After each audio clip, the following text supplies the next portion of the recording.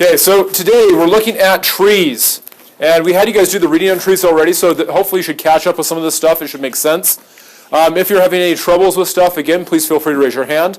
Ask me questions. I like getting involved with you guys, but make sure you're going along with this. So we've got a couple things with trees. We're going to be using binary trees as our main way of doing this. There are other types of trees besides binary trees, but binary tree is the most common form of tree. What we have right here with the idea of a tree is a data structure. It's a nonlinear data structure. And we've been dealing with linear data structures the entire time we've been doing computer science so far. We've had arrays, we've had lists, and we've had our own homegrown arrays and our homegrown lists. So we actually built those and we defined how they were actually put together. And we also did stacks and queues. Can't forget the stacks and queues. But we have the idea that we have data that sometimes doesn't always work best in a linear structure. Sometimes it actually is a better idea to put data in pieces that can be nonlinear. And so we have the idea of a tree.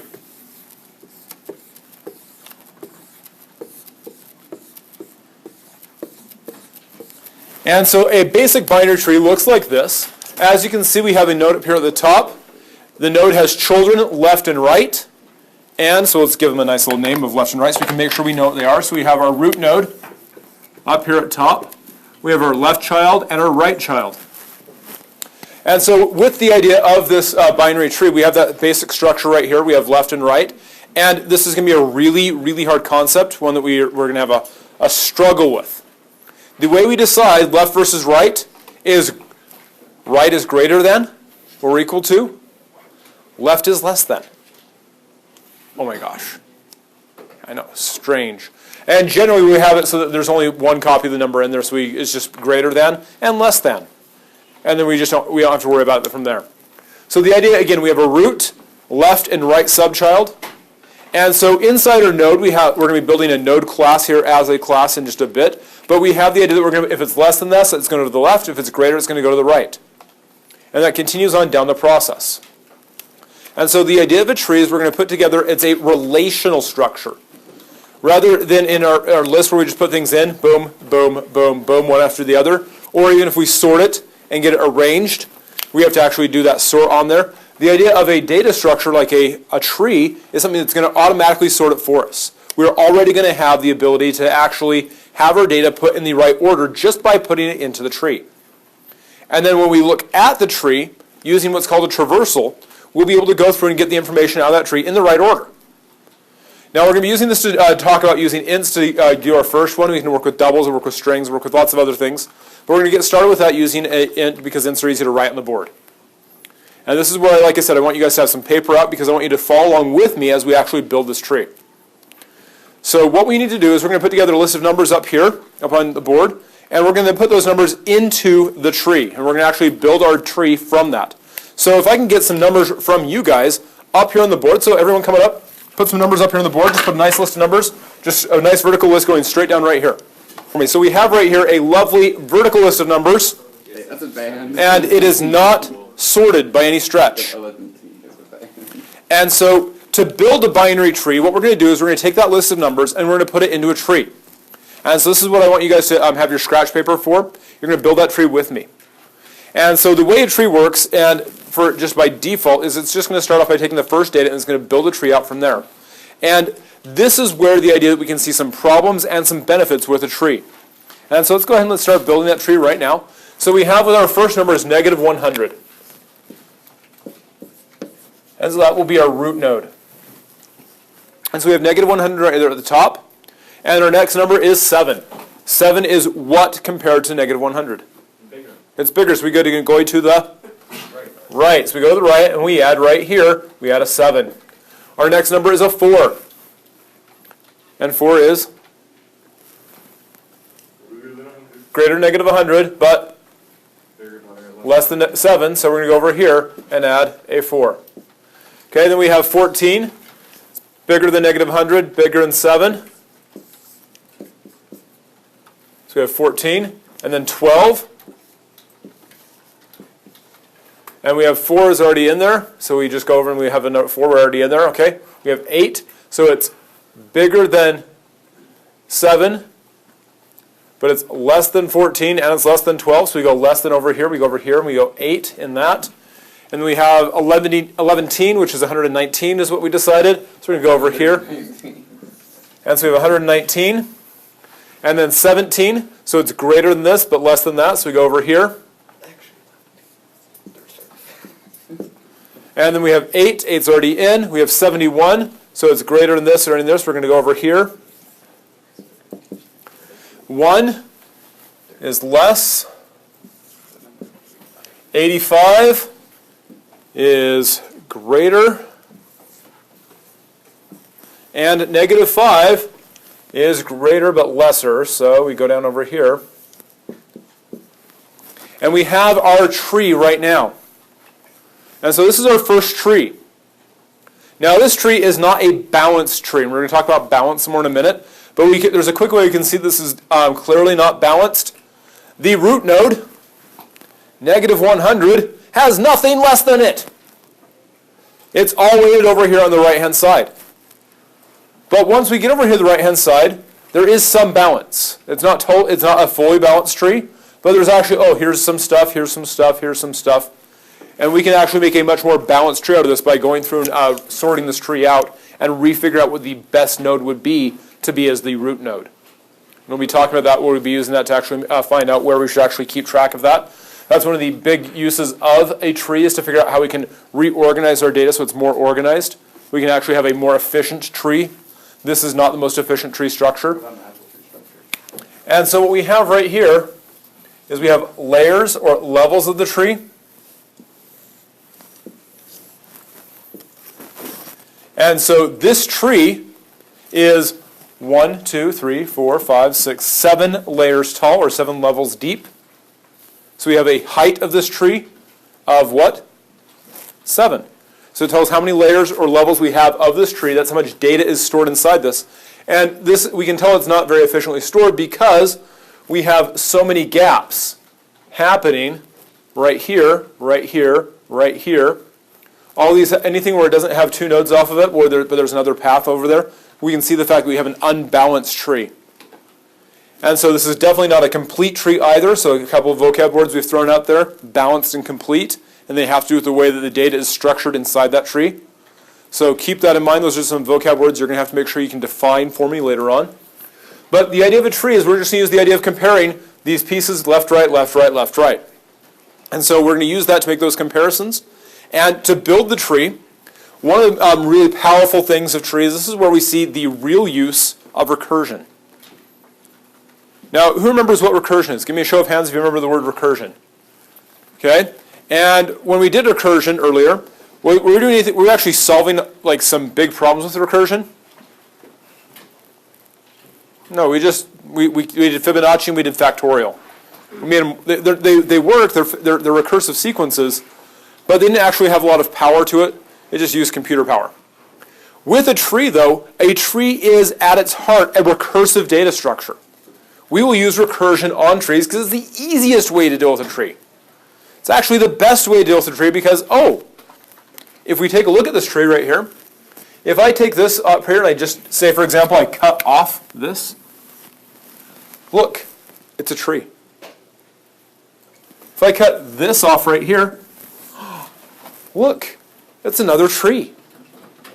And so every part of a tree is a tree.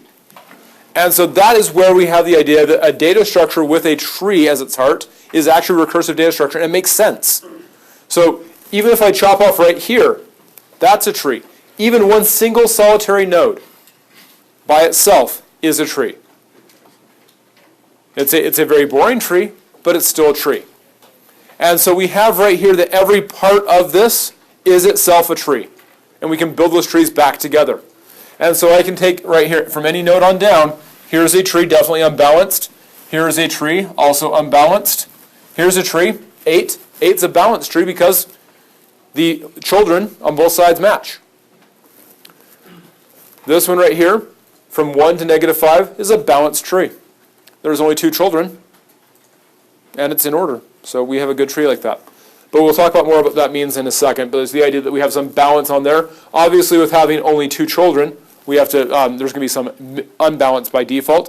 It's just when we get to, say, for example, like this, where that unbalance can be resolved because we could set, if I set then 71 as the root instead of 17, I could have a balanced tree. Because 17 is less than 71 and 85 is greater than that, and so I can make that little subtree be balanced.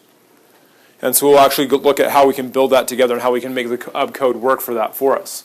So we have our tree. Our tree has that basic structure right here. Every part's a subtree. And we can build that up, and we use it by doing comparison of greater than versus less than. And so we've got that basic part of how a tree itself is set together. So the next thing we want to do is we want to look at the idea of the components of a tree. So let's go ahead and take a look at that.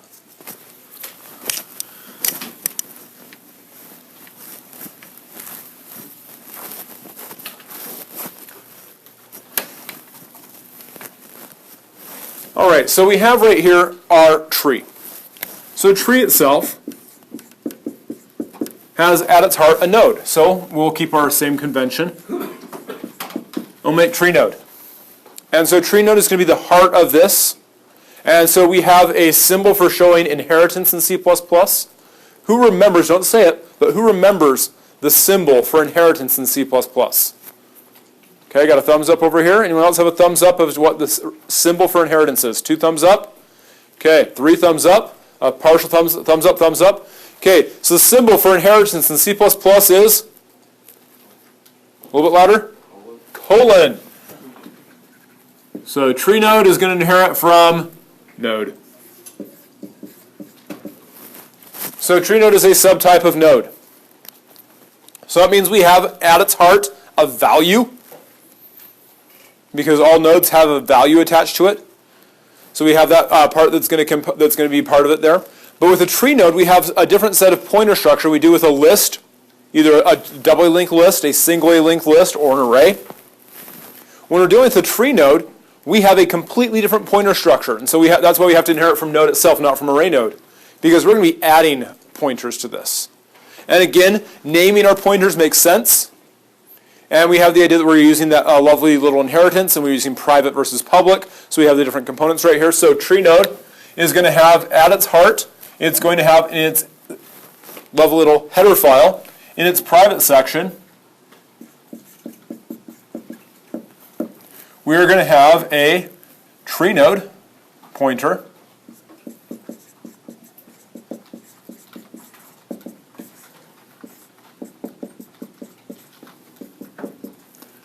Left child.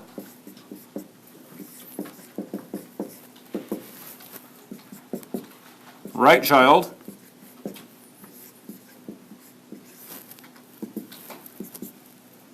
And parent.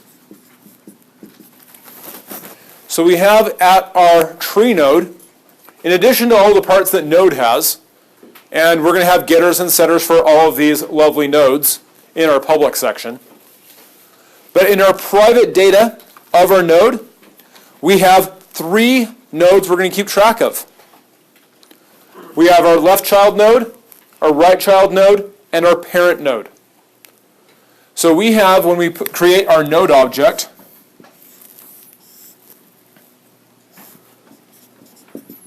we have our parent pointer,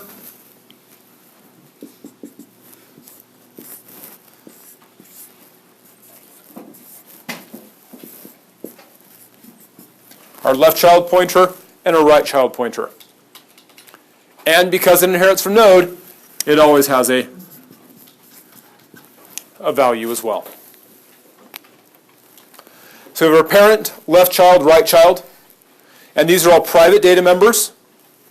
They're instances of tree node type pointer, because again we're keeping this for generics, and so we have to make sure that it's of type when we create that. They want to be pointers because we want to make sure we allocate them appropriately in memory. We're going to have them be dynamic, and so we have to keep track of those references. And we have a left child, right child, and a parent. And so those are the things that we're going to have when we build our tree node. So our tree node has in its private data section these 3 components. It'll need getters and setters for them in our public section, as well as constructors for it. We'll talk about that, though, in just a bit when we get to the code cycles. We'll be developing that as a class. But talk about the structure right here. We have our standard value approach for our pointer, but we have 3 of our pointer of our node. We have 3 pointers, though, instead of just a 1 pointer for an array, 1 pointer for a singly linked list, or 2 pointers for a double linked list. that point forward and back, or left and right, however you want to call it. With this, we have parent, left and child, and right child. So we have a totally different structure, how we're putting together our pointers for our nodes inside a tree. And so when we look back at our tree that we made over here, we have our root node. So when we create a tree, our first instance of tree, we'll just start off with root. So we have a tree. This tree has height 1. And it has, for its root node, whose root's parent?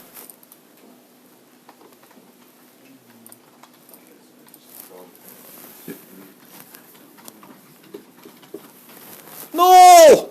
So if your parent is null, you're at the root. You're at the top level. So if your parent is null, we're at the root of the tree.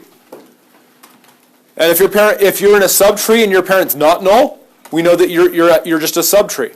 So if you have a tree and your parent is not null, we know you're a subtree. If your parent is null, you're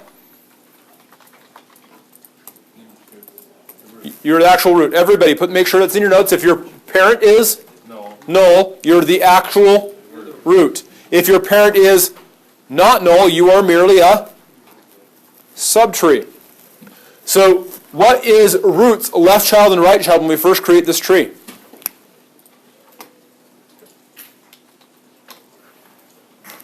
When I first create my tree, when I add my first thing in, what's my left child and my right child? No. They're both null.